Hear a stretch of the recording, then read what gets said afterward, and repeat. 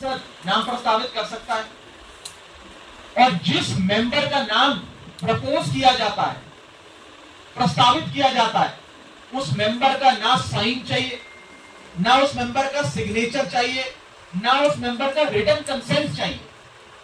यानी कि इस रूल की किताब में कहीं नहीं लिखा कि सिलेक्ट कमेटी में किसी भी शख्स का, मेंबर का नाम देने के लिए आपको उस प्रस्तावित प्रपोज्ड मेंबर की रिटन कंसेंट या सिग्नेचर चाहिए।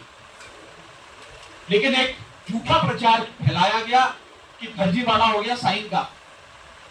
मैं आपको आगे बताना चाहता हूं कि जब भी सिलेक्ट कमेटी के गठन के लिए नाम प्रस्तावित किए जाते हैं तो ना सिग्नेचर लिए जाते हैं, ना सिग्नेचर जमा किए जाते हैं, ना सिग्नेचर की जरूरत होती है।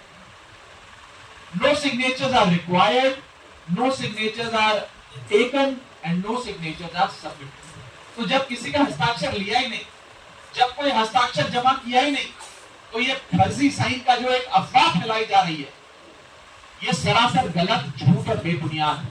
और ये मैं कानून की पोजीशन के हिसाब से बता रहा हूं। और मैं आज इस मंच से बीजेपी के नेताओं को चुनौती देता हूं कि वो कागज लेकर आए मेरे सामने, show me that piece of paper जिसपे ये दस्तखत है। जब कोई दस्तखत है ही नहीं, जब सिग्नेचर होता ही नहीं, तो फर्जी सिग्नेचर की बात कहां से आ गई? मैं चुनौती देता हूं आज बीजेपी को, आपको इतनी बड़ी पार्टी है, इतनी शक्तिशाली, इतनी ताकतवर सरकार है आपकी, वो कागज दिखाओ मुझे जहां पर हस्ताक्षर। चुनौती देता हूं मैं आप, अगर आप कह रहे हैं मैंने कोई कागज जमा किया है जिसमें गलत तरीके से किसी के साइन किए गए हैं, तो वो कागज लेकर आओ, मैं आपको चुनौती देता हूं। साथियों, मैं आपको आगे बताना चाहूंगा कि बीजेपी के अज्ञान का, उनके इग्नोरेंस का तो मेरे पास कोई इलाज नहीं है। लेकिन प्रोसेस ये होता है कि जब भी कोई विवादित कंट्रोवर्शियल बिल सदन के भीतर आता है तो एक समिति गठन की एक प्रक्रिया बताई गई है कि अगर कोई मेंबर चाहे कि इस बिल पर मतदान ना हो, इस बिल पर और चर्चा हो और इस बिल में क्या चेंजेस किए जाए वे बताए जाए, उसके लिए एक समिति का गठन किया जाए। उस समिति में कुछ नाम प्रस्तावित किए जाते हैं और जिस शख्स को उस समिति में नहीं रहना वो अपना नाम विड्रॉ कर लेता है। ये प्रपोजल है, ये प्रस्ताव है, किसी को जर जबरदस्ती नहीं बिठा दिया। मैं आपको एक बहुत सरल एग्जाम्पल के माध्यम से ये समझाना चाहूंगा और आप सब वो मेरी बात समझ जाए। मान लीजिए कि मेरा जन्मदिन, मैं अपनी जन्मदिन की दावत देता हूं, बर्थडे पार्टी आयोजित करता हूं। अपनी बर्थडे पार्टी में मैं 10 लोगों को न्योता देता हूं आने। 10 में से 8 लोग मेरा न्योता स्वीकार लेते हैं, आ जाते हैं। 2 लोग मेरा न्योता नहीं स्वीकारते, उल्टा मुझे कहते हैं तुम्हारी हिम्मत कैसे हुई हमें न्योता देने की, तुम्हारी हिम्मत कैसे हो गई, मजाल कैसे होगी कि तुमने हमें अपने जन्मदिन का न्योता दे दिया। कि वही बात है, मैंने तो समिति में शामिल करने के लिए न्योता दिया, कोई हस्ताक्षर थोड़ी दिया। लेकिन वो 2 लोग मुझसे खफा हो गए। मैं आपको दूसरे तरीके से समझाने का प्रयास करता हूं। आज इस प्रेस कॉन्फ्रेंस में इतने सारे पत्रकार आए हैं, मैंने अपनी पार्टी को 10 पत्रकारों का नाम प्रस्तावित किया कि इन 10 पत्रकारों को आप आज की प्रेस कॉन्फ्रेंस में बुला लीजिएगा, मैं मीडिया से संवाद करना चाहता हूं।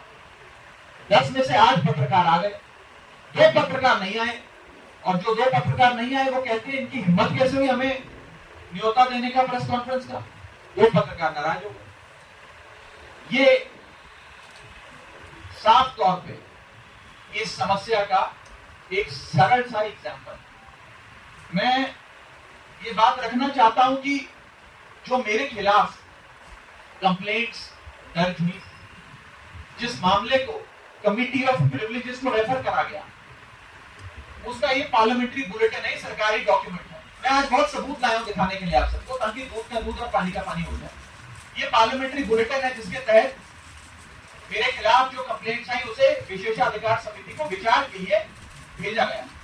इस पूरी पार्लियामेंट्री बुलेटिन में कहीं भी फर्जीवाड़ा, फोर्जरी, फोर्ज, साइन, सिग्नेचर, हस्ताक्षर, किसी भी शब्द का प्रयोग नहीं किया गया। सिर्फ इतना बोला गया कि इसकी जांच करके बताइए। अगर कोई फोर्जरी होती, कोई फर्जीवाड़ा होता, सिग्नेचर शब्द का प्रयोग तो कम से कम किया गया होता। इस पार्लियामेंट्री बुलेटिन में ये सरकारी दस्तावेज है राज्यसभा सेक्रेटेरिएट का, इसमें भी कहीं जिक्र नहीं किया गया।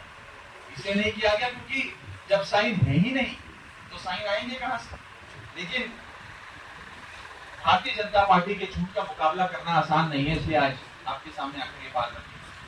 और जहां तक विशेषाधिकार समिति का प्रोसीडिंग्स का मामला है, प्रिविलेज कमेटी का मामला है, इस देश के कई बड़े नेताओं के खिलाफ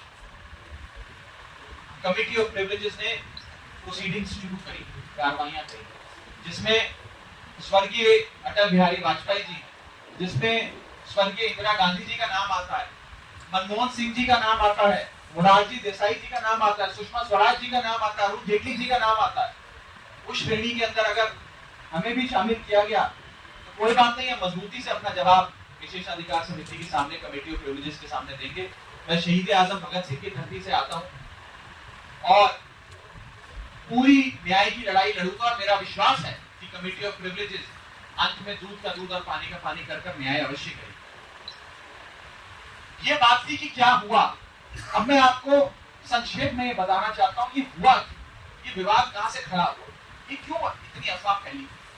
ये इसलिए फैली क्योंकि सोमवार दोपहर सदन के अंदर आम आदमी पार्टी की ओर से मैंने पूरी मजबूती से दिल्ली के अध्यादेश पर अपना वक्तव्य दिया और उसके ठीक 6 घंटे कैसे एक युवा ने हमसे मजबूती से सवाल कैसे पूछे और कैसे इस सुपारी जितनी पार्टी, जैसा कि गृह मंत्री जी कहते हैं, इस सुपारी जितनी पार्टी के एक युवा सांसद ने दुनिया की सबसे बड़ी पार्टी के सबसे बड़े नेताओं से देश के सबसे बड़े सदन में खड़े होकर सवाल कैसे पूछे। इन्हें दर्द इस बात का है। हमने अपने वक्तव्य में बीजेपी के पुराने मैनिफेस्टो दिखाकर उनके डबल स्टैंडर्ड्स को एक्सपोज किया।